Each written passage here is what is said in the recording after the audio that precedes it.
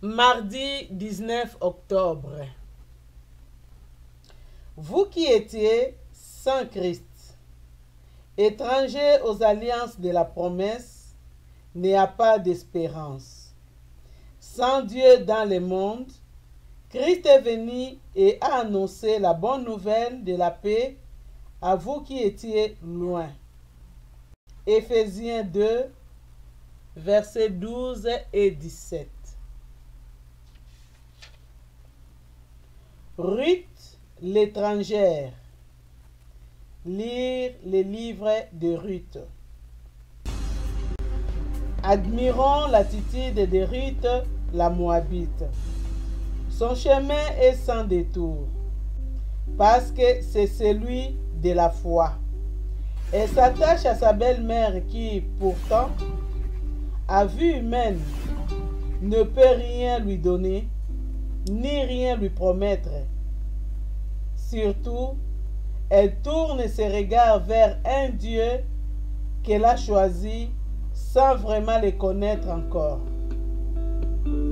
Ton Dieu, dit-elle à Naomi, sera mon Dieu. Ruth 1, 16.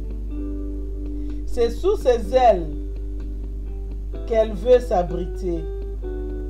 Ruth 2, verset 12. A-t-elle perdu de vue qu'elle n'était qu'une étrangère, sans droit de cité en Israël? Pas du tout. Mais elle sait que Dieu est le Dieu de la grâce. Soumise, obéissante, elle écoute les conseils pleins de sagesse que lui donne Naomi. Et Dieu conduit ses pas dans les champs de Boaz. Elle glane derrière les moissonneurs. Sa faim et sa soif sont apaisées. Les maîtres lui parlent avec bienveillance. Elle tombe sur sa face et se prosterne en lui disant: pourquoi ai-je trouvé grâce à tes yeux? Et je suis une étrangère. Ruth 2, 10.